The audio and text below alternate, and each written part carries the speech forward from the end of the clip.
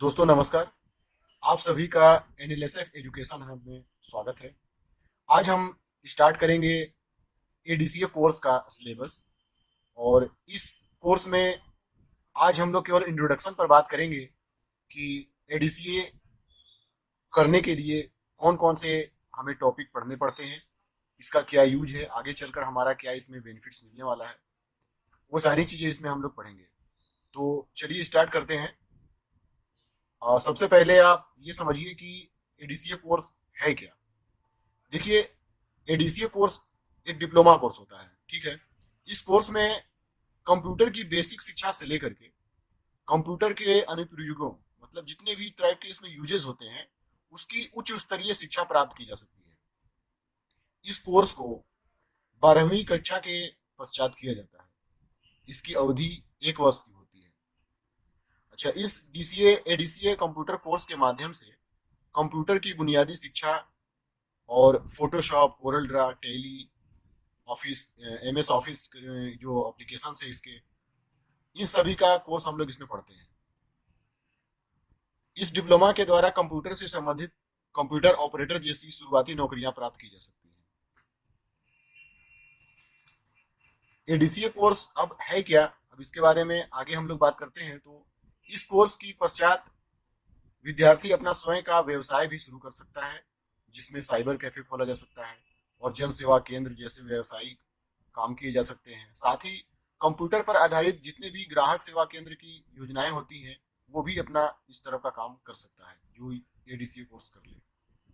व्यवसाय के रूप में इस कोर्स के पश्चात अपना निजी कंप्यूटर शिक्षण संस्थान भी चलाया जा सकता है, जिसमें अच्छी कमाई की जा सकती है।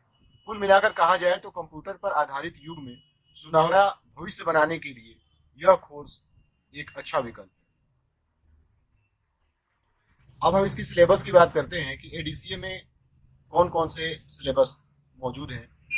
देखिए, एडीसीए कोर्स का सिलेबस कंप्यूटर ऑपरेटर तथा कंप्यूटर के महत्वपूर्ण अनुप्रयोगों के प्रयोग की शिक्षा पर आधारित होता है।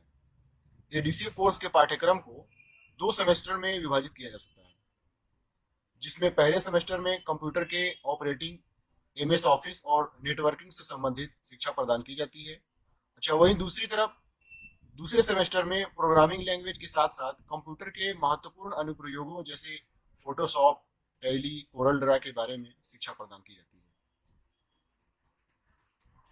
इसके सिलेबस के बारे में हम लोग डिटेल से अभी आगे पढ़ेंगे। फिलहाल इस सिलेबस को आप जान लीजिए कि फर्स्ट सेमेस्टर में और सेकेंड सेमेस्टर में कौन कौन से सिलेबस आने वाले हैं। फर्स्ट सेमेस्टर में जो हम लोग पढ़ेंगे, fundamental of computer, Microsoft Windows, multimedia concept, internet, network, MS DOS, MS office 2007, MS Word, MS Excel, MS power point, basic of programming language, और उसके बाद कंप्यूटर ग्राफिक्स। ये फर्स्ट सेमेस्टर के हमारे कोर्स होंगे।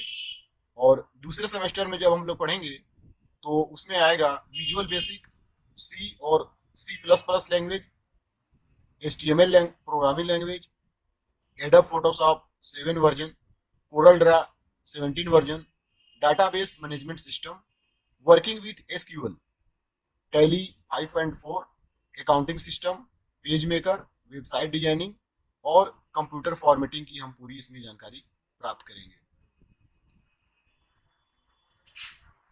थोड़ी सी जितने भी टाइप के कोर्सेज हमारे हैं इसमें, अब थोड़ा थोड़ा उसके बारे में हम जान लेते हैं कि उसके अंदर हमें क्या क्या पढ़ना है।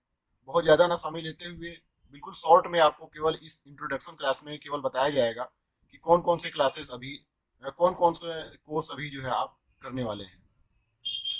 फंडामेंटल ऑफ कंप्यूटर में आप पढ़ेंगे introduction of computer, computer generations, characteristics of computers, basic applications of computers, computers memory system, concept of hardware and software, decimal number system, antivirus, e-governance services, evolution of computer, types of computers, classifications of computers, component of computer system, input device and output device, binary system, computer virus and vaccines और network, ये हम fundamental of computer के syllabus में पढ़ेंगे।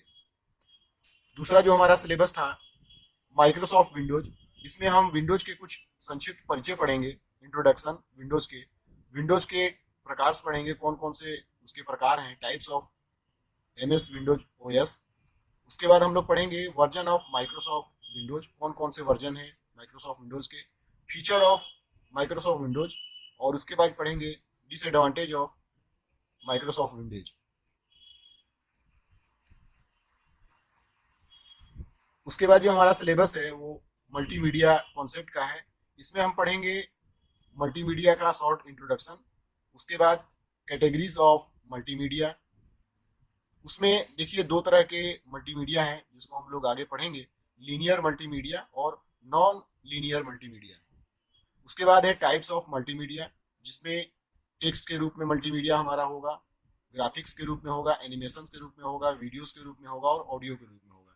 इन सब के बारे में हम लोग डिटेल से आगे ब्रीफ में पढ़ेंगे।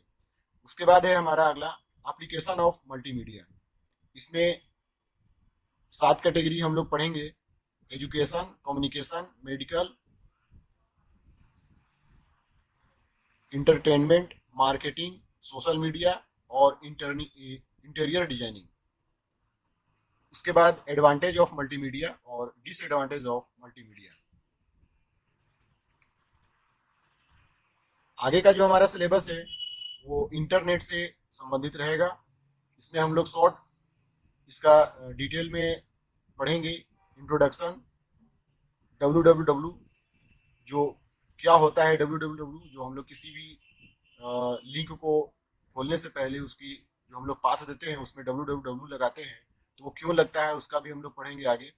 How to work internet, web browsing softwares के बारे में हम लोग पढ़ेंगे, email, history of internet, types of internet, benefits of internet, search engine, development of internet, इन सब के बारे में हम लोग पढ़ेंगे। आगे हम लोग नेटवर्क के बारे में भी पढ़ेंगे, व्हाट इज नेटवर्क, नेटवर्क के प्रकार, नेटवर्क कैसे काम करता है, नेटवर्क डिफिनेशंस, नेटवर्क कैसे बनाए जा सकते हैं, मोबाइल में किस तरह से नेटवर्क काम करता है उसके बारे में भी हम लोग पढ़ेंगे।